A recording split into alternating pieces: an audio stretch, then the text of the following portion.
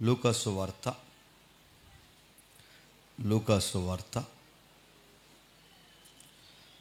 మొదటి అధ్యాయం. లూకాసు వార్త మొదటి అధ్యాయం సుమారు 67వ వచనం నుండి 75వ వచనం వరకు చదువుతాం. మరియు అతని తండ్రి జకర్యా పరిశుద్ధాత్మ పూర్ణుడై ఇట్లు ప్రవశించెను. ప్రభు అయిన ఇశ్రాయేలు దేవుడు స్తుతింపబడునుగాక. ఆయన తన ప్రజలకు దర్శనమిచ్చి వారికి విమోచన కలగజేసెను.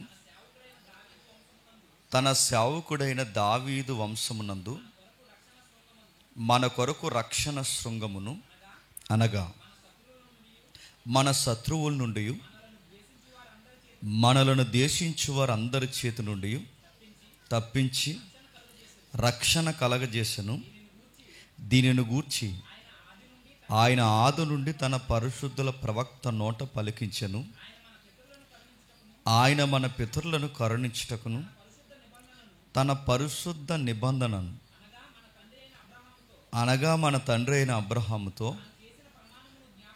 తాను చేసిన ప్రమాణమును జ్ఞాపకము చేసుకొను. ఆగుదాం.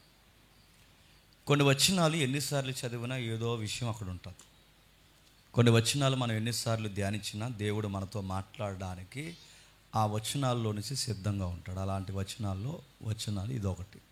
నా మాటలందరూ స్పష్టంగా ఉందిగా? రైట్.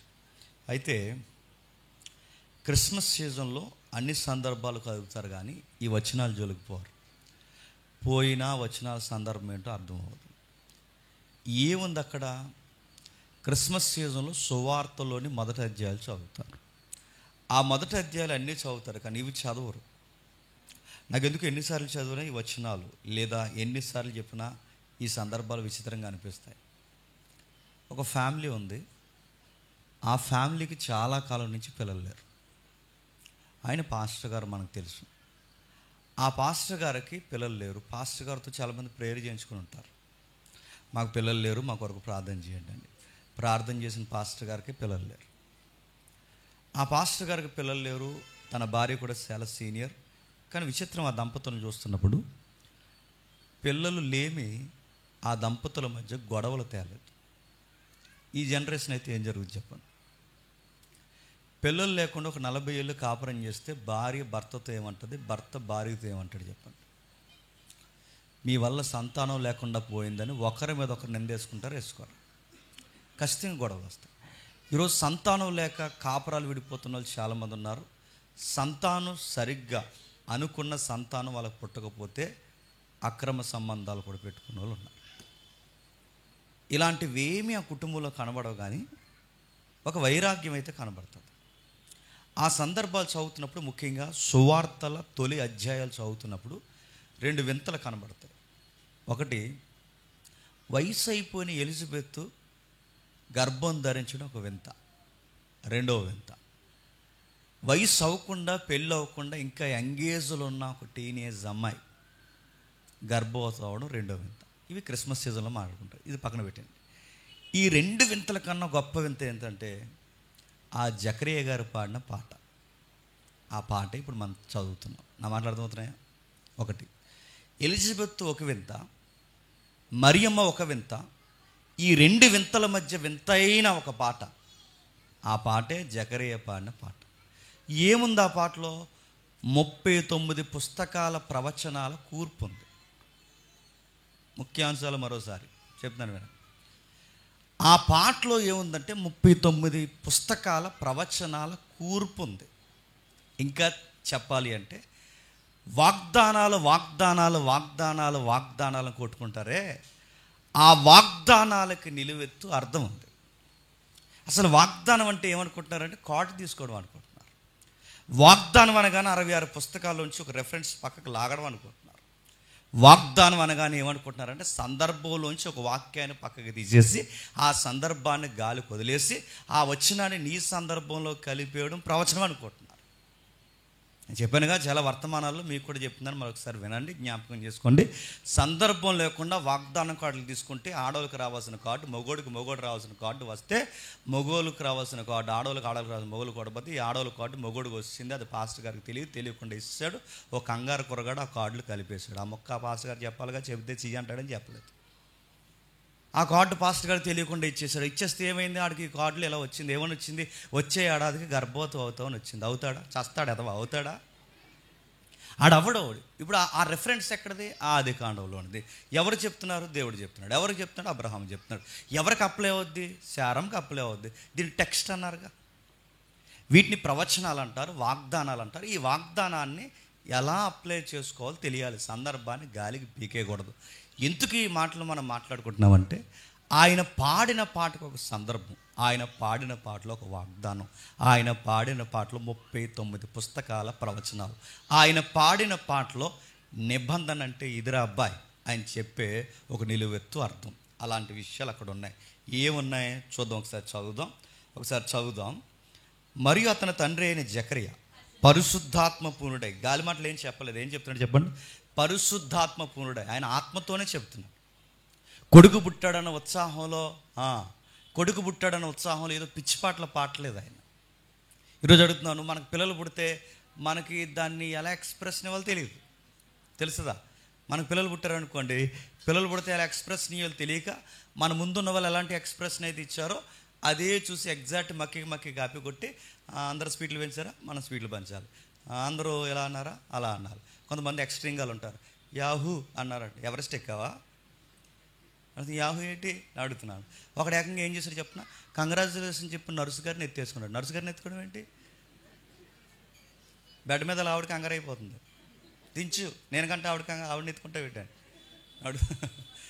నా మాట అర్థమైతే ఎక్స్ప్రెషన్ తెలియదు అడుగుతున్నాడు. కొంతమంది ఆనందంలో ఏదేదో చేసేస్తుంటారు, కొంతమంది ఆనందంలో ఆ ఎక్స్ప్రెషన్ ఎలా ఇవ్వాలో తెలియదు. ఇది కాదు జకరియా, తన ఆనందంలో కూడా తన ఎక్స్ప్రెషన్లో ఒక ప్రవచనం ఉంది, ఒక వాగ్దానం. చాలా అర్థవంతంగా ఆయన చాలా మాట్లాడుతున్నాడు, అర్థవంతమైన పాట పాడుతున్నాడు. ఏమైనా పాట పాడుతున్నాడు? నేను చాలాసార్లు చెప్పాను, ఏమైనా పాట పాడుతున్నారు. ఇప్పుడు పాటలు పాడతారు అమ్మలు, తండ్రులు. ఏమైనా పాట పాడతారు చెప్పండి? బాబు ఏడిసారట అన్నదంట, బాబు లేడే అందండి. బాబు లేకుండా ఆడ పుడతాడండి? అమ్మ లేదా? అమ్మ లేకుండా గాల్లో చూస్తాడు గ్రహాంధ్ర జీవాడు. బాబులు అమ్మలు లేకుండా పుట్టరు, వాళ్ళు ఉంటేనే పుడతారు. మరి అంటే మనకి ఏం పాటలు పాడాలో తెలియదు, ఎలా ఎక్స్ప్రెషన్ ఇవ్వాలో తెలియదు, వాళ్ళని ఎలా బుజ్జగించాలో తెలియదు.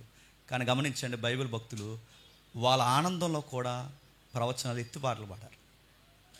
వారి సంతోషంలో వాగ్దానాలు జ్ఞాపకం చేసుకున్నారు.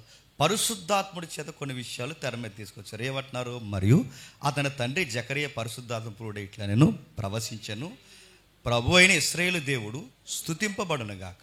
ఆయన తన ప్రజలకు దర్శనమిచ్చి వారికి విమోచన కలగజేసిన. ఏమంటున్నాడు? మీకు హిస్టరీ ఏమైనా అర్థమవుతుందా? ఆ పాటలో ఒక చరిత్ర మురిపెడుతున్నాడు చూడండి. తన ప్రజలను ఇశ్రాయేలులను దేవుడు మరిచిపోలేదు. మలాకి తర్వాత ఇంతకాలం నిశ్శబ్దం అయిపోయిందని దేవుడేమీ మర్చిపోలేదు. మర్చిపోయాడని ఇశ్రాయేలు సమాజమా మీరు అనుకోవద్దు. 1 సంవత్సరం కాదు, 2 సంవత్సరాలు కాదు, మలాకి తర్వాత సుమారు 400 సంవత్సరాల దేవుడు నిశ్శబ్దం అయిపోయాడుగా. ఇక పట్టించుకోలేదు అనుకోకండి. ఆయన వర్క్ స్టార్ట్ చేశాడు. విమోచన కార్యానికి నాంది పలికాడు. తన సేవకుడైన దావీదు వంశమునందు మన కొరకు రక్షణ శృంగమును, అనగా మన శత్రువుల నుండి మనల్ని దేశించు వారందరి చేతి నుండి తప్పించి రక్షణ కలగజేసను. రక్షిస్తున్నాడు, కలగజేసను, రక్షణ స్టార్ట్ చేశాడు, దర్శనమిచ్చాడు, జ్ఞాపకం చేసుకున్నాడు. ఇవన్నీ ఏంటి? జరిగింది ఒక విషయం మీరు చూడాలి అంటున్నాడు.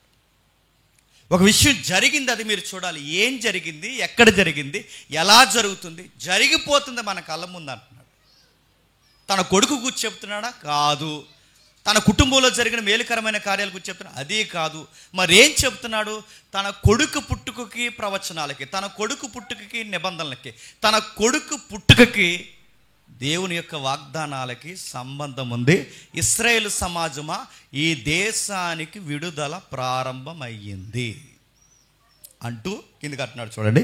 దీని గూర్చి ఆది నుండి తన పరిశుద్ధుల ప్రవక్తల నోట పలికించిన. ఆది నుండి తన పరిశుద్ధుల ప్రవక్త నోట. ఆది నుండి అంటే చెప్పాలి. ఆది నుండి అంటే అనాది సంకల్పంలో దేవుడు అనాదిగా ఉన్నాడు, అది అనకండి. కొంతమంది అనాది సంకల్పం అంటే దేవుడు అనాథ అన్నారు. అది కాదు, వీళ్ళకి నేను అంటున్నాను తెలుగు ఇంగ్లీష్ అని బ్యాచ్ అన్నమాట. ఇది అలా కాదు. అనాది సంకల్పం అక్కడ వదిలేయండి. ఆది నుండి అనగానే నాగరికతలో ఆది నుండి అనగానే ఆదులు ఎవరున్నారు? ఆదాము దగ్గర నుంచి మలాకి వరకు. బాగా వినాలి.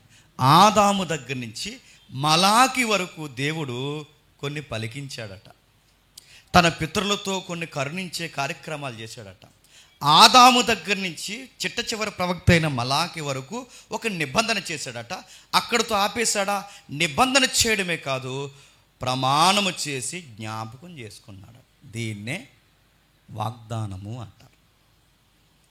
ఆదాము దగ్గర నుంచి ఇప్పటి వరకు ఏం చెప్తున్నాడంటే, పాత నిబంధన అంతా జకరియా గారు ఒక సింగిల్ లైన్లోకి తీసుకొస్తున్నట్టు మీకేం అనిపించట్లేదా? అనిపించినా అనిపించకపోయినా అనిపించినట్టే చూడండి, అనిపిస్తుంది కదా. ఒక సింగిల్ లైన్లోకి ఆది కాండ నుంచి మలాకి, అంటే ఆదాము దగ్గర నుంచి మలాకి వరకు ఏదో విషయాన్ని ఒక లైన్లోకి తీసుకొస్తుంటే ఒక సన్నటి తీగ మనకు కనబడుతుంది.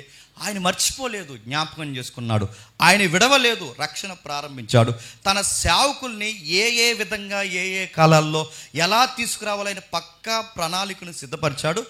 ఆదాము దగ్గర నుంచి మలాకి వరకు ఆయనకంటూ ఒక స్కేల్ ఉంది, పక్క అది కొలిచాడు, జరిగించాడు.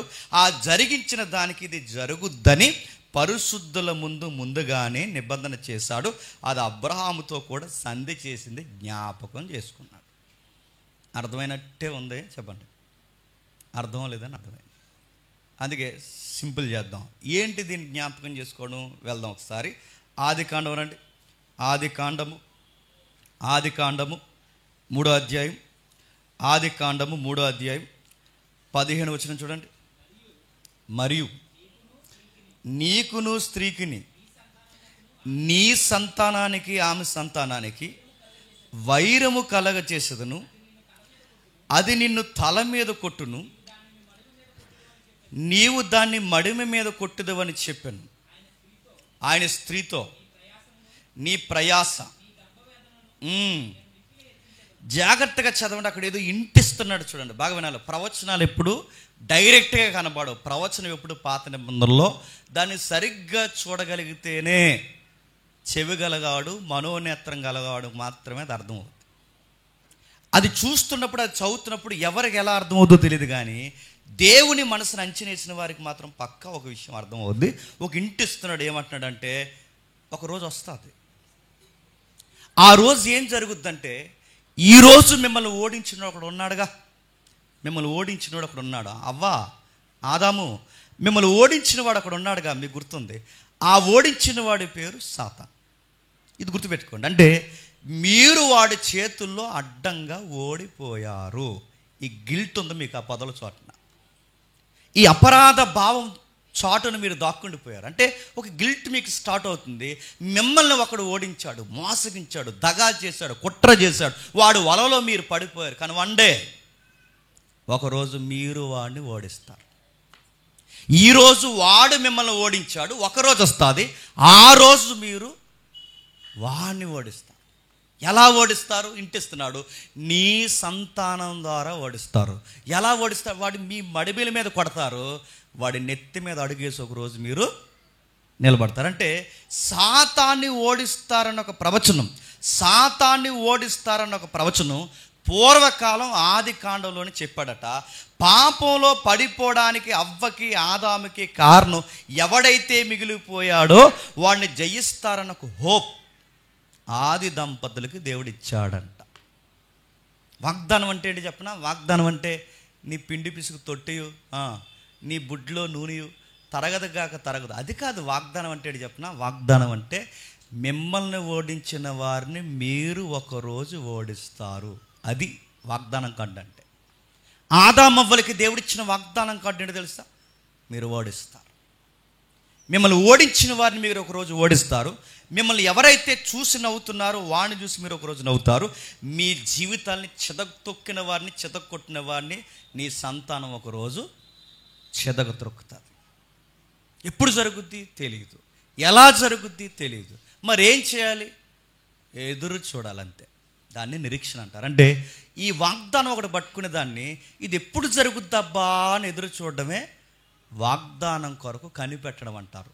నిబంధనని జ్ఞాపకం చేసుకోవడం అంటారు. అంటే మొట్టమొదటి ఆది కాండంలోనే ఏం చెప్తున్నాడు? సాతానగాన్ని ఒక రోజు ఓడిస్తారు. దేవుడు ఏదైనా, బాగా వినండి, దేవుడు ఏదైనా వాగ్దానం ఇస్తున్నాడు, దాని వెనకాల థియలాజికల్గా ఏంటో చెప్పిన అర్థం, ఆయన బంధం తెంపుకోవడానికి ఇష్టపడలేదన్నమాట. ఇప్పుడు ఏ నిబంధనలు లేవనుకోండి, బంధాలు నిలబడతాయా? నిలబడతాయా? బంధాలు నిలబడాలంటే ఒకరికొకరికి బాండింగ్ చేసుకునే ఆ నిబంధనలు ఏవైతే ఉన్నాయో అవి మనం పెట్టుకోవాలి. అది భార్యాభర్తల బంధమైనా, స్నేహమైనా, చివరికి సంఘమైనా ఒక సిస్టమేటిక్గా నడవాలి అంటే కొన్ని నిర్ణయాలు బలంగా తీసుకోవాలి. అప్పుడే కదండి నడుస్తాయి. ఏ నిర్ణయాలు లేకుండా కలిసి ఉందాం అంటే ఉంటారా? అసాధ్యం. దేవుడు కూడా మానవులతో కలిసి ఉండడానికి ఇష్టపడుతున్నాడు. ఆయన కలిసి ఉండడానికి ఇష్టపడడానికి ఆయన ప్రూఫ్గా, ఎవిడెన్స్గా ఏమి ఇస్తున్నాడంటే కొన్ని వాగ్దానాలు ఇస్తున్నాడు. నిబంధన ఏర్పాటు చేసుకోవడం. నిబంధన అంటే ఏంటంటే దానికి మూలార్థం ఉంది, ప్రామిస్. వాగ్దానం, ప్రామిస్ అంటే నేను మీకు ఒట్టేసి చెబుతున్నా. మాటిచ్చి మాట తప్పిపోవడానికి మానవుడిని కాదు, మాటిచ్చి మాట నెరవేర్చకుండా పక్కకు పోవడానికి మానవ మాత్రుని కాదు, నా జీవముతోడు చెప్పండి, మీకు మాటిస్తున్నా, నా మీద ఒట్టేసి చెబుతున్నా, మీకు మాటిస్తున్నా. నా మాట అవునంటే అవును, కాదంటే కాదు.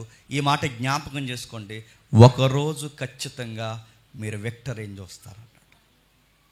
ఇది ఆది కాండంలో మొదటి ఆజ్ఞ, లేదా మొదటి నిబంధన, లేదా మొదటి వాగ్దానం. ఇంకా మనకు అర్థం కాసే భాషలో ఫస్ట్ ప్రామిస్.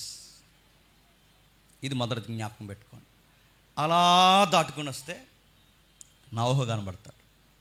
నోవహుతో ఒక మాట అంటాడు, మీకు తెలుసు. నోవహుతో ఏమంటాడంటే, నోవహు ఇలా రా, ఆ పైకి చూడు, నీకేం కనబడుతుంది? కనబడుతుంది కదా సర్కిల్, ఏంటది? రెయిన్బో. అంత ఎర్రగా చూడకండి. ఆ కనబడుతున్నప్పుడు ఆ ధనుస్సును చూపించి, ఇంద్రధనుస్సు అనకండి, అది మన వర్డ్ కాదు, ధనుస్సును చూపించి దేవుడు ఏమంటాడంటే, అది జ్ఞాపకం పెట్టుకో, ఇంకెప్పుడు ఈ ప్రపంచాన్ని ఇలా నేను ఎప్పటికీ ఏమీ చేయి. వీటిని ఏమంటారంటే ప్రామిసులు చేయడం అంటారు. ఉన్నతమైన దేవుడట తునప్రాయమైన మనుషులతో ఏం చేస్తున్నాడట చెప్పండి? ప్రామిస్ చేస్తున్నాడు. మనం ఎవరితో అయినా ప్రామిస్ చేస్తే అవతలోడు ఏ రేంజ్లో ఉండాలండి చెప్పాలి. ఆడు సమకాలీన వాడైతే వాడికి మనం మాటిస్తే బాగుంటుంది. ఆడు మనకన్నా గడ్డి పరగూడైతే అయితే ఆడికి ప్రామిస్ చేస్తే ఏమన్నా అర్థం ఉందా? కానీ దేవుడి దృష్టిలో మనం గాలి వంటి వారు, నీటి బుడగలు లాంటి వారు, తృణీకరింపబడిన వారు, పనికి రాని వారు. కానీ ఈ ఇంతలో కనబడి అంతలో మాయమైపోయే మనలాంటి వారితో తనను తాను తగ్గించుకుని ఏం చేస్తున్నాడట? ప్రామిస్ చేస్తున్నాడు. ఆదాముకి చెప్పాడు ప్రామిస్, వట్టే చెబుతున్నాను, ఒకరోజు మిమ్మల్ని ఓడించిన వారిని మీరు ఓడిస్తారు. నోవహుకు చెప్తున్నాడు, నోవహు నీకు మాటిస్తున్నాను, ఇక మరలా ఎప్పుడు ఎలాగో నేను చేయను. ఇది రెండవ ప్రాబ్లం. మూడోది చెప్తున్నాడు చూడండి, అబ్రహాముతో అంటాడు. మనకు తెలుసు, త్వరగా ముగిస్తాను. అబ్రహాముతో ఏమంటాడు? నీ సంతానం ద్వారా చెప్పండి ఈ ప్రపంచాన్ని ఆశీర్వదిస్తాను.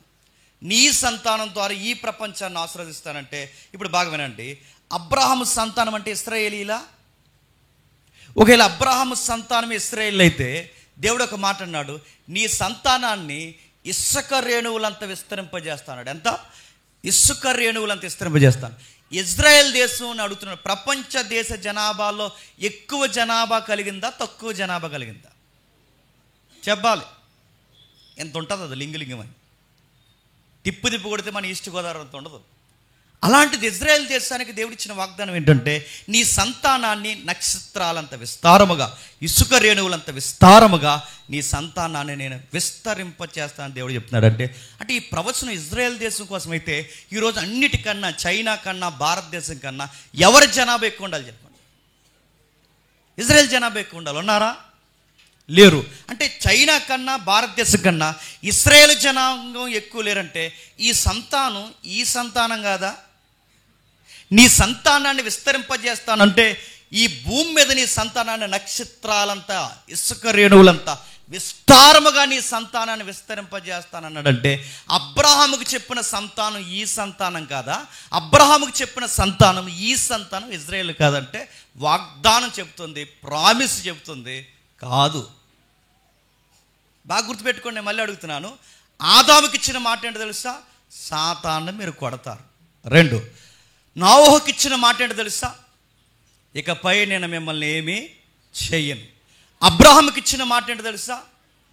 మీ నుంచి విస్తారమైన జనాంగాన్ని రప్పిస్తాను. ఈ మాటలు అర్థమవుతున్నాయా? ఇప్పుడు వీటిని జాగ్రత్తగా మీరు చూడండి. అవ్వతో చెప్పిన మాట సాతాను కొట్టిస్తానన్నాడు. నోవహుతో చెప్పిన మాట ఇంకెప్పుడు ఇలా చేయనన్నాడు. అబ్రహాంతో చెప్పిన మాట అనేకులకు ఆశీర్వాదకరంగా నీ సంతానాన్ని విస్తరింపచేస్తాను అన్నాడు. అబ్రహాం తర్వాత మోసేతో దేవుడు నిబంధన చేశాడు. ఏమని నిబంధన చేశాడు మనకు తెలుసు. ఏమని నిబంధన చేశాడంటే, సమస్త భూమి నాదే కదా, మనుషులకు మీరు, నాకును మనుషులకు మీరు మధ్యవర్తులు కదా, రిప్రజెంట్గా ఉన్నారుగా. ఒకరోజు వస్తుంది, మోసే వాళ్ళకి చెప్పు, నీ వంటి ప్రవక్తను వారి మధ్య నేను పుట్టిస్తానని చెప్పు. అంటే ఈరోజు 20 లక్షల మందిని నువ్వు నడిపిస్తున్నావు, ఒకరోజు నీలాంటి గొప్ప ప్రవక్త వస్తాడు, ఆ రోజు ఆ ప్రవక్త వీళ్ళందరినీ నడిపిస్తాడు. ఇది కూడా ప్రామిసే. నేను ఎందుకు ఈ మాటలు చెప్తున్నాను తెలుసా? ఆ పాటలో ఇవన్నీ కలిపి పాడాడు ఎవరు? జకర్యా. మన పితరులకు చేసిన వాగ్దానం దేవుడు మర్చిపోలేదన్నాడంటే ఏం మర్చిపోలేదు? అవ్వమ్మకి ఇచ్చిన మాట మర్చిపోలేదు, నోవహుకి ఇచ్చిన మాట మర్చిపోలేదు, అబ్రహాముకి ఇచ్చిన మాట మర్చిపోలేదు, మోసేకి ఇచ్చిన మాట మర్చిపోలేదు. ఇంకా ఏం మాటలు ఇచ్చాడు? ఒకరోజు దావీదు వచ్చాడు. దావీదుకి ఏం చెప్పాడు ఒకసారి చూడండి. 2వ సమూయేలు గ్రంథం 12వ అధ్యాయం 2వ సమూయేలు గ్రంథం 12వ అధ్యాయం 16వ వచనం. 2వ సమూయేలు గ్రంథం 12వ అధ్యాయం 16వ వచనం.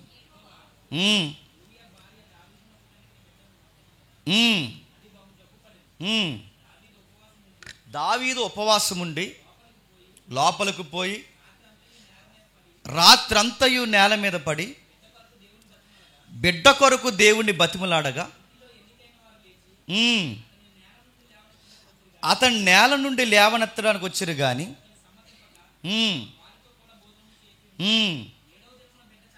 ఆయన చెబుతూ ఆ పరంపరలో ఒక విషయం, సందర్భం కొనసాగుద్ది, రిఫరెన్స్ మిస్ అయింది. అందులో దేవుడు ఒక మాట అంటాడు, దావీదు గుర్తుపెట్టుకో, మర్చిపోకో, ఒక మాట నీకు చెప్తున్నాను, నీకు నేను చేస్తున్న నిబంధన ఏంటంటే నీ రాజ్యం ఎప్పటికీ ఆరిపోదు, నీ కొరకు ఒక దీపం ఎప్పుడు సిద్ధంగా ఉంటుంది, నీ సింహాసనాన్ని వేలడానికి ఒక రోజు నీ కొడుకు నీ గర్భం నుంచి రాబోతున్నాడు. ఎంత? 7వ అధ్యాయం 13వ వచనం చూడండి. 7వ అధ్యాయం 13వ వచనం. 7వ అధ్యాయం 13వ వచనం. అతడు నా నామ ఘనత కొరకు ఒక మందిరము కట్టించును, అతని రాజ్య సింహాసనమును నేను నిత్యముగా స్థిరపరచదును, నేను అతనికి తండ్రినయుందును, అతడు నాకు కుమారుడు ఉండు. బాగా వినాలి, ఇది కేవలం అక్కడికక్కడ సందర్భానంగా తీసుకున్నా, ఇది కేవలం సొలొమోను కోసం అయితే ఇప్పటికీ సొలొమోను రాజ్యం ఉందా? లేదు. ఇప్పటికీ సొలొమోను సింహాసనం ఉందా? లేదు. ఇప్పటికీ సొలొమోను మందిరంలో ఆ రోజు జరుగుతున్న ఆరాధనలు జరుగుతున్నాయా? లేదు. మరి ఇది ఎవరి గురించి చెబుతున్నది? మనకి చూచాయిగా ఆ బయటికి సొలొమోను కనబడుతున్నా, ఇంటర్నల్గా మాత్రం మనకు కనబడుతున్నది ఎవరో ఉన్నారు. అంటే దావీదుకు కూడా మాట ఇచ్చాడంటే మాట ఇచ్చాడు. ఏమైనా మాట ఇచ్చాడు? ఈ సింహాసనం మీద ఎప్పుడు పరిపాలన జరుగుద్ది, డోంట్ వరీ డేవిడ్ అని చెప్పి. దావీదు నువ్వు అస్సలు బాధపడొద్దు, ఒక కొడుకు వస్తాడు, అక్కడ కూర్చుంటాడు, అతడు నీకు కాదు కొడుకు, నాకే కొడుకు, నేను అతనికి తండ్రిని, అతను నాకు కుమారుడు, నిత్యము పరిపాలిస్తాడు, ఏదో ఒక రోజు జరుగుద్ది, ఎదురు చూడు అని. అంటే ప్రతి జనరేషన్లో ముఖ్యమైన వ్యక్తులకి దేవుడు ఏమిస్తున్నాడు చెప్పండి? ఒక నిరీక్షణ కొరకు వాళ్ళకి ఒక వాగ్దానం ఇస్తున్నాడు. ఆదాము అవ్వలకు ఒక వాగ్దానం ఇచ్చాడు, నోవహుకు ఒక వాగ్దానం ఇచ్చాడు, అబ్రహాముకు ఒక వాగ్దానం ఇచ్చాడు, మోసేకు ఒక వాగ్దానం ఇచ్చాడు, దావీదుకు ఒక వాగ్దానం ఇచ్చాడు. వీళ్ళందరికీ వాగ్దానాలు ఇచ్చేమన్నాడంటే అవి ఎట్టి కాలమున ఎప్పుడు జరుగుతాయో మీకు తెలియదు, ఎదురు చూడండి అన్నాడు. ఎదురు చూశారు. ఆదాము అవ్వలు ఎదురు చూశారు. వాళ్ళ జనరేషన్లో ఆ ప్రాఫెసీ నెరవేరలేదు. వాళ్ళ కాలాన్ని ముగించుకుని వెళ్ళిపోయారు. నోవహు ఎదురు చూశారు. ఆ నిబంధనకి ఎవిడెన్స్ ఎలా వస్తుందో ఎదురు చూశాడు. తన జనరేషన్ అయిపోయింది, తన కాలాన్ని ముగించుకున్నాడు, వెళ్ళిపోయాడు. అబ్రహాము ఎదురు చూశాడు. ఎప్పుడు జరుగుద్ది ఈ సంగతి అనుకున్నాడు. అబ్రహాము కాలం అయిపోయింది, తన కాలాన్ని ముగించుకొని వెళ్ళిపోయాడు. మోసే కూడా ఎదురు చూశాడు. ఎప్పుడు వస్తాడు నాలాంటి ప్రవక్త? ఎదురు చూశాడు. అది యెహోషువ కాదు, ఇంకా ప్రవక్తలు కాదు, నాలాంటి వాడు ఎప్పుడు వస్తాడు? ఎదురు చూశాడు. కాలం ముగిసిపోయింది, తన వయసు అయిపోయింది, వెళ్ళిపోయాడు. కానీ వాగ్దానాలు పొందుకున్న వాళ్ళు వెళ్ళిపోయారు. బాగా వినాలి, వాగ్దానాలు తీసుకున్నవారు వెళ్ళిపోయారు, ప్రామిస్ చేయించుకున్నవారు వెళ్ళిపోయారు. కానీ ప్రామిస్ ఇంకా స్టిల్ నౌ ఎదురు చూస్తుంది. ప్రామిస్ ఇంకా ఉంది, అది ఎదురు చూస్తుంది. అది ఇంకా అంటే తీసుకున్నవారు లేరేమో కానీ ప్రామిస్ మాత్రం ఇంకా రన్ అవుతుంది. అది ఎప్పుడు నెరవేరుద్ది? వాళ్ళ జనరేషన్ ఇంకా దాన్ని పట్టుకొని నడుస్తున్నారు. ఇది ఆ పాస్టర్ గారికి జ్ఞాపకం ఉందంటే, ఎవరు ఆ పాస్టర్ గారు చెప్పండి? జకరియా గారు. ఆదాము ఎదురు చూసింది, అబ్రహాం ఎదురు చూసింది, నోవహు ఎదురు చూసింది, మోసే ఎదురు చూసింది, దావీదు ఎదురు చూసింది. ఏవేవైతే ఈ రోజుకి మనం ఎదురు చూస్తున్నామో అవి జరుగుతున్నాయి. నా కళ్ళారా నేను చూస్తున్నాను. నా కళ్ళ ముందు వింత, వృద్ధాప్యమందు నా భార్య గర్భవతి అవడం నాకు వింత కాదు. కన్యపిల్ల నా కళ్ళ ముందు గర్భవతి అవడం వింత కాదు. నాకు వింత ఏంటంటే, ఎప్పుడు ఆదికాండము, ఎప్పుడు ఆదాము, ఎప్పుడు అవ్వ, ఎప్పుడు పితరుల ఆదాము గొడవ, ఎప్పుడు ఏదేను తోట సంగతి, అప్పుడు సంగతి ఎప్పటికీ దేవుడి జ్ఞాపకం పెట్టుకున్నాడంటే నాకు చాలా ఆశ్చర్యంగా ఉందని పాట పాడుతున్నాడు. గాడ్స్ ప్లానింగ్ చాలా విచిత్రంగా ఉంది. నేను నమ్మలేకపోతున్నాను. ఈ రోజుకి దేవుడు తన వాగ్దానాన్ని జ్ఞాపకం పట్టుకొని ఇంకా నెరవేరుస్తున్నాడంటే, ఆ మాటల్లో ఆ రోజు ఉన్నవారు ఈ రోజు మట్టిలో కలిసిపోయినారు, కానీ ఆ మాట ఇంకా మట్టిలో కలవకుండా ఎదురు చూస్తుంది. ఆయన నెరవేర్చే దేవుడు, ఆయన చూసే దేవుడు, ఆయన ఎదురు చూసే దేవుడు. అందుకే ఆ ప్రవచనం ఒకసారి జ్ఞాపకం చేసుకోండి. ఏం చెప్పాడు? మీ వైరాన్ని నేను నెరవేరుస్తాను, మీ గొడవని నేను సమాధానకరంగా మారుస్తానన్నాడు. రెండవది, ఎప్పటికీ మీ మీదకి శిక్ష రాదని నేను భరోసేస్తున్నా అన్నాడు. మూడవది, మీ సంతానం ద్వారా ఆశీర్వాదం అంటే ఏంటో చూపిస్తా అన్నాడు. నాలుగవది, నీ సంతానం ద్వారా రాజరికం అంటే ఏంటో చూపిస్తా అన్నాడు. ఐదవది, నీలాంటి ఒక వారియర్ మళ్ళీ వస్తాడని చూపిస్తానని. ఇన్ని ప్రవచనాలు, సుమారుగా 5-6 ప్రవచనాలు తెర మీద తీసుకొచ్చాడు. ఇంకా ఏమున్నాయి? విడదీసుకుంటూ వెళితే సంవత్సరం ఉంటాయి. కానీ చివరికి ఒకటి చెప్తాను. యెర్మీయాతో ఒక మాట అన్నాడు. ఏమని ఒకసారి చూద్దామా? యెర్మీయా గ్రంథం 31వ అధ్యాయం. యెర్మీయా గ్రంథం 31వ అధ్యాయం. త్వరగా యెర్మీయా గ్రంథం 31వ అధ్యాయం 31 వచనం చూడండి. ఇదిగో నేను ఇశ్రాయేలు వారితోను యోధా వారితోను క్రొత్త నిబంధన చేయి దినములు వచ్చుచున్నవి. ఇది యెహోవా వాక్కు. అది ఐగుప్తిలో నుండి వారిని రప్పించుటకై నేను వారిని చెయ్యి పెట్టుకుని చేసిన దినమున వారు పితరులతో చేసిన నిబంధన వంటిది కాదు. అంటే ఇది ఒక క్రొత్త నిబంధన. అంటే ఏమైనా క్రొత్త నిబంధన చేస్తున్నాడు? మీకు ధర్మశాస్త్రం ఇచ్చానే, ఆ ధర్మశాస్త్రం నిబంధన లాంటి నిబంధన కాదు, ఇది ఒక క్రొత్త నిబంధన. ఈ నిబంధన ఎక్కడ రాస్తున్నానంటే రాతి పలకల మీద కాదు. ఈ నిబంధన ఎక్కడ రాస్తున్నానంటే చర్మపు కాగితాల మీద కాదు. ఈ నిబంధన నేను ఎక్కడ చేస్తున్నానంటే నేను హృదయాల్లో చేస్తున్నాను. అంటే దేవుడు గుచ్చిన తలంపులు దేవుడు ఎక్కడ నిబంధన చేస్తున్నాడట? హృదయంలో రాస్తున్నాడట. ఆ హృదయంలో రాసిన దేవుడు అంటున్నాడు, ఒకరోజు మీ హృదయంలో నేను రాస్తున్నది ఏంటో తెలుసా? నేను చెప్పినవన్నీ నెరవేర్చి మీకు పూర్ణ హృదయాన్ని ఇస్తానని చెప్పే రోజులు రాబోతున్నాయి, వచ్చేసాయి. మిమ్మల్ని నూతనమైన వ్యక్తులుగా నేను మార్చేస్తాను. ఇదే నా నూతన నిబంధన. ఇప్పుడు చెప్పండి, ఇవన్నీ ఆయన మైండ్లో ఉన్నాయంటే చెప్పండి, ఇవన్నీ ఆ మైండ్లో పెట్టుకుని వయసు అయిపోయిన ఒక వృద్ధుడు, వయసు అయిపోయిన ఒక పెద్ద ఆయన తన మైండ్లో పెట్టుకుని వయసు అయిపోయిన తన భార్యకి బిడ్డ పుడితే ఆ బిడ్డ పుట్టిన ఆనందం కన్నా ఆ పెద్ద ఆయనకు వచ్చిన గొప్ప వాగ్దానం ఏంటో తెలుసా? ఆనందం ఏంటో తెలుసా? దేవా తృణీకరింపబడిన, ఎన్నిక లేని, పనికిరాని మానవులైన మాకు, నిలకడలేని, మాటిచ్చి మాట తెప్పి అనురాగరహితులమైన మాకు అవిధేకులమైన మాకు, కృతజ్ఞత లేని మాకు, ఏమాత్రం ప్రేమను గుర్తించలేని మాకు, నిలకడలేని మాకు, ఎదురు చూడడం రాని మాకు, మేము మర్చిపోయిన మమ్మల్ని మర్చిపోకుండా ఇంకా జ్ఞాపకం చేసుకున్నావంటే నా కొడుకు పుట్టిన ఆనందం కన్నా గొప్ప ఆనందం ఉందయ్యా. ఇశ్రాయేల్ దేశాన్ని నువ్వు వదలలేదు, నీ ప్రజలను నువ్వు పక్కన పెట్టలేదు. నీ ప్రజలకు మాట ఇస్తే మాట తప్పు. నిజంగా దేవుళ్ళు ఉండే లవ్ ఏంటంటే, నేను మళ్ళీ చెప్తున్నాను, నువ్వు ఎన్నంటే చెయ్యి. నేను సాయంత్రం చెప్తాను, వినండి. మీరు చాలామంది వినాలి, సాయంత్రం చెప్పబోయే విషయం వీలైతే లైవ్ వినండి. మనం ఎన్ని చేసినా అంటే నా మాట అర్థం చేసుకోండి, వాక్యాన్ని వదిలి వెళ్ళిపోయినా, పరిశుద్ధాత్మను వదిలేసి వెళ్ళిపోయినా, ఇంకా చెప్పాలంటే సంఘాన్ని వదిలి వెళ్ళిపోయినా, ఈ దేవుడి దగ్గర బాగా వినండి, మనం చేసుకున్నవన్నీ నెత్తి మీద తెచ్చిపెట్టుకున్నాం.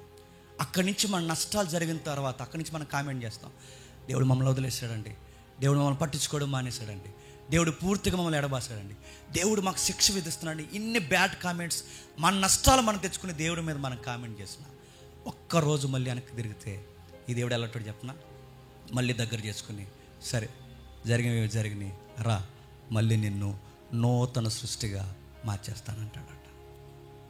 అది బైబిల్ దేవుడు అంటే. బైబిల్ దేవుళ్ళు ఉన్న గొప్పతనం ఏంటో చెప్పిన, నువ్వు ఎంత తృణీకరించినా ఆయన ఒక్కసారి మాటిస్తే విడవడుగాక విడవడు. అదే ఆయన గొప్పతనం.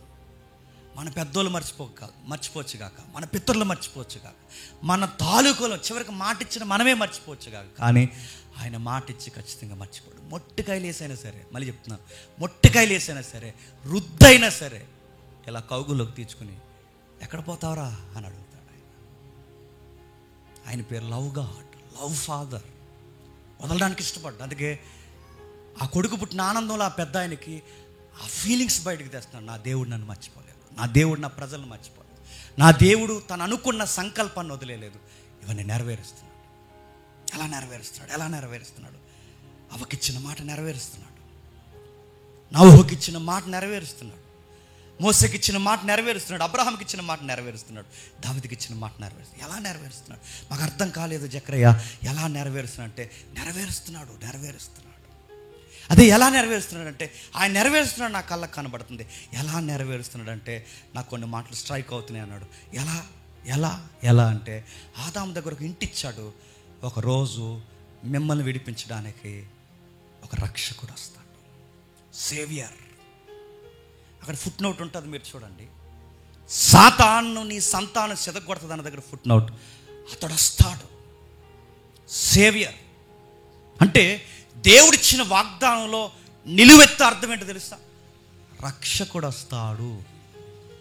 వాగ్దానం అంటే అదే, రక్షకుడు వస్తాడు. 2, ఆ రక్షకుడు ఆశీర్వాదానికి కారకుడు అవుతాడు. నోహు. ఇవన్నీ కలపండి, ఒక లింక్లోకి వస్తాయి. ఒక రక్షకుడు వస్తాడు, మీ మీదకి వస్తున్న యుద్ధాన్ని తీసి సమాధానకరంగా మార్చేసి నెక్స్ట్ ప్రాజెక్ట్ ఏం చేస్తున్నట్టే, నోహు నువ్వు లింక్ చేయి, దీనికి నువ్వు లింక్ చేయి. ఆ లింక్ ఏంటో తెలుసా?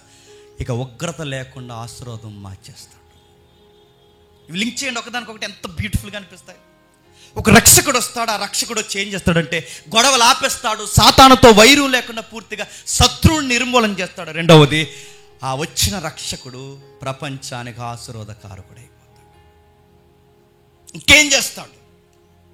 ఇంకేమీ జరగదు ఈయన యందుంటే, ఇంకా ఏ శిక్ష విధి ఉండదని ఒక భరోసా ఇస్తాడు. ఎస్, ఈయన యందుంటే ఇక ఉగ్రత లేదు, శత్రువు లేదు, వ్యాధి లేదు, బాధ లేదు, తుఫాన్ లేదు, కరువు లేదు, ఏది లేదు, ఇక ఏమీ చేయదు. ఎందుకంటే క్రీస్తునందున్న వారికి ఏ శిక్ష విధి లేదని ఒక వాగ్దానం నెరవేరు. రక్షకుడు, ఆశీర్వాదానికి కారకుడు, ఇక ఏమీ జరగదనడానికి ఒక నిలువెత్తు భరోసా ఇచ్చే వ్యక్తి. ఇంకా చెప్పాలంటే ఆయన ప్రవక్త, ప్రపంచానికి సరి అయిన యాజకుడు, సరి అయిన మాదిరికరమైన ప్రవక్త. ఆయన ప్రవక్త, నిజంగానే ప్రవక్త.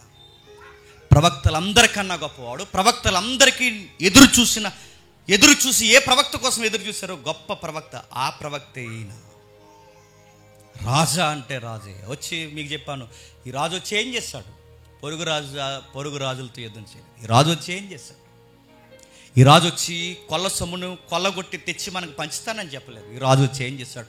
ఏ రోజుతో కయ్యానికి దిగలేదు, పిలాతుతో గొడవకు దిగలేదు. ఈ రాజు వచ్చి ఏం చేస్తాడు? ఈ రాజు వచ్చి యుద్ధం చేస్తాడు. ఏ యుద్ధం చేస్తాడు? ఇక్కడే చెప్పాను, ఈ ఏదికి మీదే ఏ యుద్ధం చేస్తాడు? పాపంతో యుద్ధం చేస్తాడు.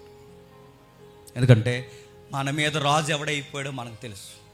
మన మీద రాజు ఎవడైపోయాడో తెలుసు. మనల్ని బానిసలుగా మార్చుకున్నది ఎవడో తెలుసు. మనల్ని బానిసలుగా మార్చుకున్నది ఎవడో తెలుసు. మన రాజు మన మీద ఉన్నది ఎవరో తెలుసా? నజరేయుడైన యేసు కాదు, చెప్పండి.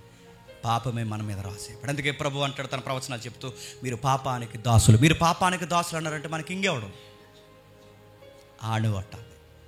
అందుకే ఆయన రాజు అంటే దావీదు సంతానం నుంచి వస్తున్న రాజు. ఆయన దావీదు సంతానం నుంచి వస్తున్న రాజు. ఇంకా ఏం చేశాడంటే, యెరెమీయాకి ఇచ్చిన మాట ప్రకారం ఆయన దగ్గరకు వచ్చిన ఎవరి హృదయాలైనా చెప్పండి మార్చేస్తాడు.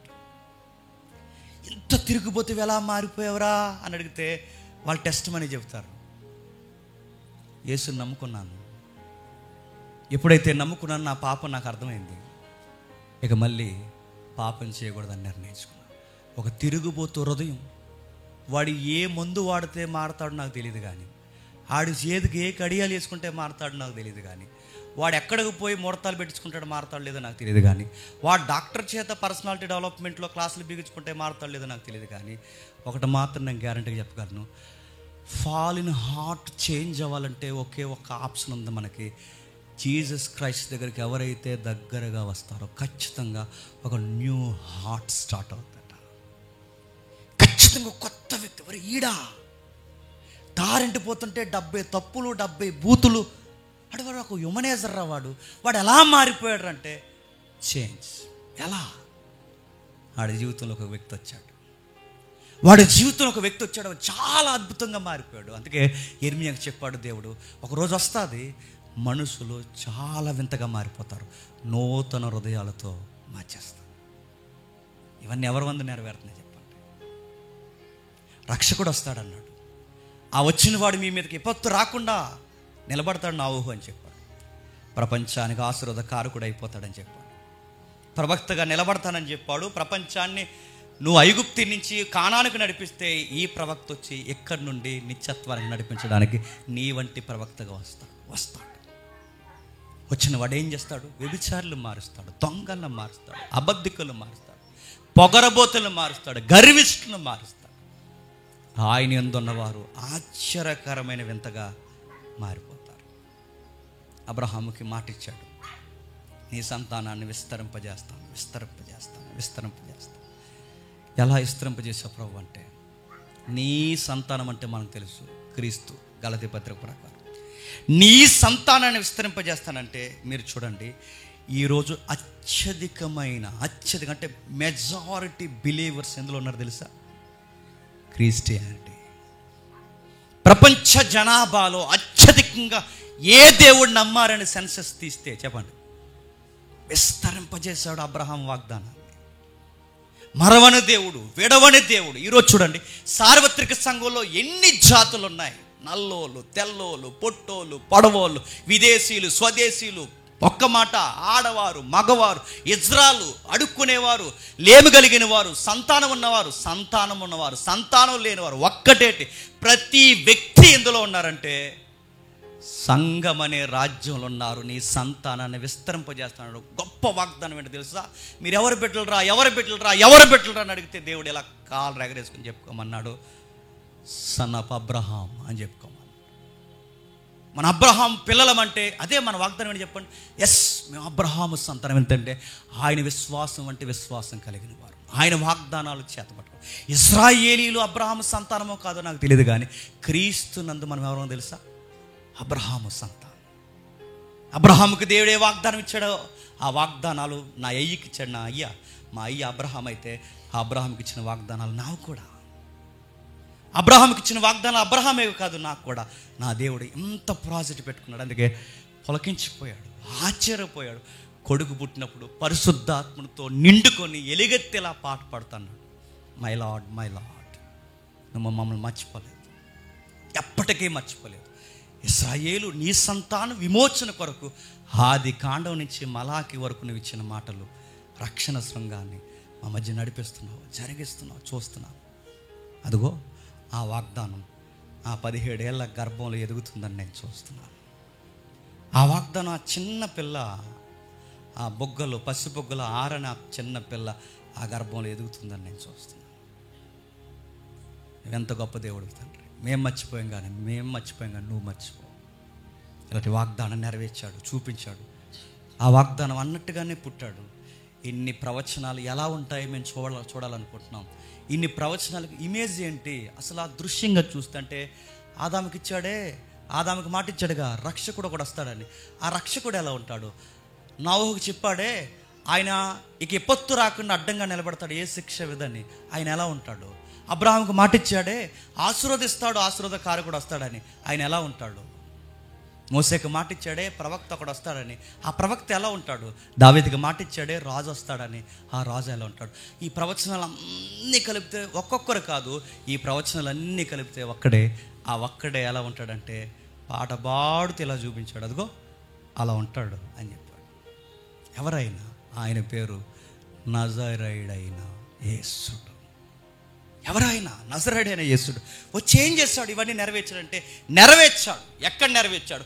కలవరగిరిలో, గొలుగొత్తా కొండపై, కపాలమను స్థలం మీద ఈ ప్రవచనాలన్నీ నెరవేర్చేశాడు. ఎలా నెరవేర్చాడు? ఇదిగో సర్పంతో ఫైట్ చేస్తాడు. సర్పంతో ఫైట్ చేస్తానంటే సాతానుతో ఫైట్ అంటే అక్కడ చెబుతున్నాడు చూడండి. ఆ గొల్గొతా కొండ మీద ఎవడి శిరస్సు మీద అడిగేసి నిలబడ్డాడు తెలుసా? సర్పం తల మీద సిలువెక్కాడు ఆయన. సాతానుకున్న బలం మరణమైతే, ఆ మరణం ముళ్ళైతే, ఆ ముళ్ళుని ఎరవడానికి పాదాలతో తొక్కి సిలువెక్కి నిలబడి మరణపు ముళ్ళుని విరిచేశాడు. విజయం. ఆదాము దగ్గర నుంచి ఎదురు చూసిన పితరుల విజయం ఎక్కడ నెరవేరిందో తెలుసా? కలవరగిరి మీద నెరవేరు. పితరులకు ఇచ్చిన మాట ఎక్కడ నెరవేరింది తెలుసు? ఇదిగో సర్ప సంతానానికి నీ సంతానానికి, సర్ప సంతానానికి నీ సంతానం. నీ సంతానం అంటే బహువచనం కాదు, నీ సంతానం అంటే ఏకవచనం. ఆ సంతానం ఎవరో కాదు, క్రీస్తు. ఎలా కొట్టాడు సాతానాన్ని? నిలబడ్డాడు. ఎలా కొట్టాడు సాతాన్ని? సాతానుగాడుకున్న బలం పాపం, పాపం వల్ల వచ్చిన జీతం మరణం.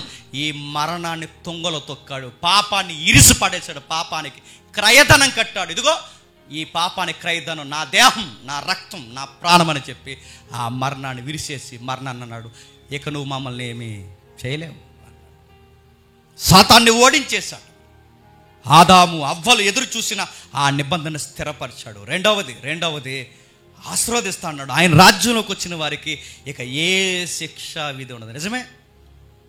నోవహు దగ్గరకు వచ్చిన వారికి, బాగా వినండి, నోవహు దగ్గరకు వచ్చిన వారికి ఆ రోజు రక్షణ ఎలాగైతే ఉందో, క్రీస్తునందు వచ్చిన వారికి చెప్పండి ఏ శిక్ష విధిలో.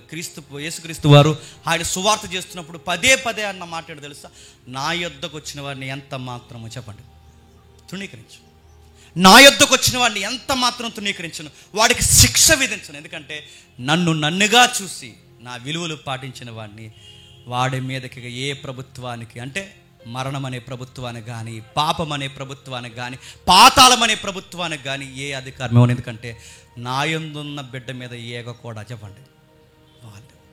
జలప్రలయం మళ్ళీ వస్తుంది లేదని తెలియదు. జలప్రలయం వచ్చినా పర్లేదు. ఇప్పుడు జలప్రలయం వచ్చినా బతికేం టెక్నాలజీలో బతికేస్తాం. జలప్రలయం వచ్చినా పర్లేదు, కానీ జలప్రలయం కన్నా ప్రమాదం మరణం, జలప్రలయం కన్నా ప్రమాదం పాతాళం, జలప్రలయం కన్నా ప్రమాదం పాపం.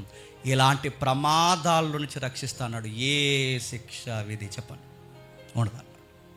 అందుకే యేసుక్రీస్తును నందున్న వారికి ధైర్యం ఏంటి అని అడిగితే ధైర్యం ఏంటి చెప్పండి? ఆయనే మన ధైర్యం, అంతే. క్రీస్తునందున్న వారికి ధైర్యం ఏంటంటే ఏమీ లేదు. మరి ఆ శ్రమల్లో మీరు ఎలా నవ్వుతున్నారా? మా ఆయన బట్టి నవ్వుతాం. మరి ఇంత ఇబ్బందుల్లో మీరు అలా ధైర్యంగా ఎలా ఉండగలుగుతున్నారా? మాకైతే 4 మాసాలు అయిపోయిన మీరు ఎలా ఉంటున్నారంటే ఉంటాం, ఆయన బట్టి ఉంటాం. ఇంత సంసారంలో మీకు గలిబిలు జరుగుతున్నా మీరు ఇంకా కాపురం ఎలా చేయగలుగుతున్నారా? ఆయన బట్టి చేస్తాం. అరే మేమైతే ఎప్పటికి గిడాకులు తీసుకుని ఏదో ఎవరిదారాలు చూసుకుని ఇంకా చూసుకుందు మీరు ఎలా ఉండగలుగుతున్నారంటే ఆయన బట్టి ఉంటాం. మన సంసారాలు, మన సంఘాలు, మన స్నేహాలు, మన శ్రమలు, ప్రతి దానిని దేన్ని బట్టి ఉంటాం చెప్పండి? ఆయన బట్టి. భరోసా, నోవహు దగ్గర భరోసా ఇచ్చాడుగా, ఇక నేను ఏమీ చేయను. ఆ భరోసా ఎలా ఉంటుందంటే ఇదిగో ఆయన ఉంటే అదే భరోసా. ఆయన ఉన్నాడు, సర్పాన్ని జయించాడు. ఆయన ఉన్నాడుకి ఏమీ జరగదని చెప్పాడు. నెక్స్ట్ అబ్రహాముకి మాట ఇచ్చాడు. అబ్రహాము ద్వారా ఇదిగో ఇస్సాకు రేణువులంత విస్తారమైన సంతానాన్ని చెప్పండి మనకు అనుగ్రహించాడు. అడుగుతాను, మీరు ఎక్కడ ఉంటారో నాకు తెలుసా? మానవ వరకు మీరు ఎక్కడ ఉంటారో నాకు తెలుసా? నాకు తెలియదు. నేను ఎక్కడ ఉంటారో మీకు తెలుసా? తెలియదు. కానీ ఈరోజు మనం బాండింగ్ అని చెప్పిన, నేను ఒక అన్నయ్యని మీకు, మీరు ఒక తమ్ముడు నాకు, మీరు ఒక చెల్లి నాకు, మీకు అన్నయ్యని నేను, ఒక తల్లి, ఒక అమ్మ, ఒక తండ్రి, ఒక తమ్ముడు. అడుగుతున్నాను, ఈ బాండింగ్ ఎలా వచ్చింది చెప్పండి? క్రీస్తుని బట్టి వచ్చింది. ఈరోజు మీరు చూడండి, ఒకప్పుడు నా ఇంట్లో ఏమన్నా జరిగితే ఎవరికేం జరిగితే నేను బాధపడతాను. కానీ ఇప్పుడు రివర్స్ ఏంటి తెలుసా? నా ఇంట్లోనే కాదు, నా సంఘంలో ఎవరికి ఏది జరిగినా మనం అందరం బాధపడతాం చెప్పండి. అది ఆ బాండింగ్ ఎలా వస్తుందంటే క్రీస్తునందుంటూ వస్తుంది. అబ్రహాముకి ఇచ్చింది అదే. సంతానం వస్తుంది, విస్తరింపజేస్తాను. అందుకే చూడండి, రోజు రోజుకి కొత్త వాళ్ళు వస్తుంటారు, రోజు రోజుకి విస్తరిస్తుంటారు. ఇందులో చూడండి, ఎవరికి ఏం జరిగినా మన స్టాండింగ్ తీసుకోం. ఇది మా క్రీస్తు కుటుంబం, మా క్రైస్తవం. ప్రవీణ్ అన్నకి ఏదో జరిగితే మనం అందరం ఎందుకు రోడ్లు ఎక్కువని చెప్పండి?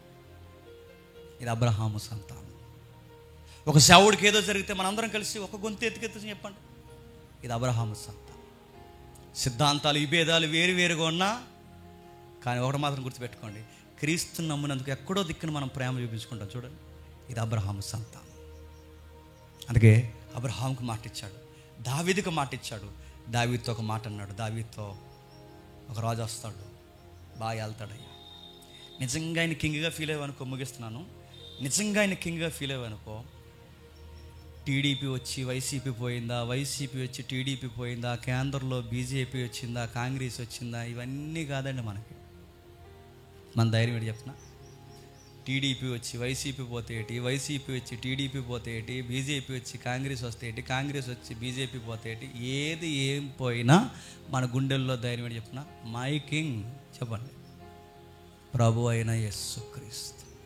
అదే మనం ఫోకస్ వాటి మీద ఉందనుకోండి, ఇప్పటికి బెంగెట్టుకుని యూఎస్ఏ వెళ్ళిపోదమ్మా. మన ఫోకస్ వాటి మీద ఉందనుకోండి, పార్టీ గెలిచినందుకు కార్లు ఎగరైతే తిరుగుతాం.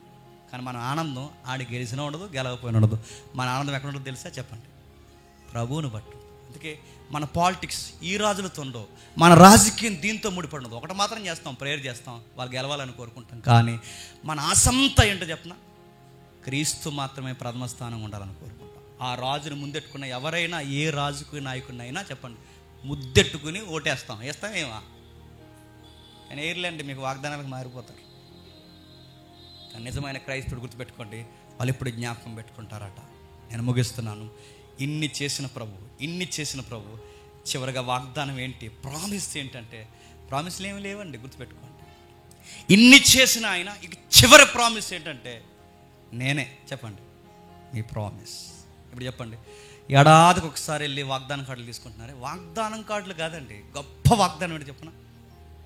ఆయన నా కొరకు వచ్చేసాడు, నా కొరకు చనిపోయాడు, నా కొరకు మరణించి తిరిగి లేచాడు, మళ్ళీ వెళ్ళాడు, మళ్ళీ వస్తా అన్నాడు. బైబిల్ ఇలా పిండితే వాగ్దానం ఏంటి తెలుసా? క్రీస్తే చెప్పండి మన వాగ్దానం, క్రీస్తే మన వాగ్దానం, క్రీస్తే మన వాగ్దానం, ప్రభువే మన వాగ్దానం, ప్రభువునే మన వాగ్దానం తీసుకోవాలి. ఏది మన వాగ్దానం? ఏది? ఇదే ప్రభుని వాగ్దానంగా చూసే వాళ్ళు ఉన్నారా? ప్రభు దగ్గరికి వెళ్ళి, ఈ ఏడాది మాకు ఏ వాగ్దానం ఇస్తాం, ఇంక ఏడాది అంతా గాలిదిరులు తిరిగాం, మళ్ళీ ఈ ఏడాది కూడా మేము గాలిదిరులు తిరుగుతాం, నీ రెక్కల చోటన గ్యారంటీగా మమ్మల్ని కాపాడుతామనడానికి ఓ లైసెన్స్ ఇస్తావా అని అడుగుతున్నా. ఏంటో లైసెన్స్ చెప్పండి.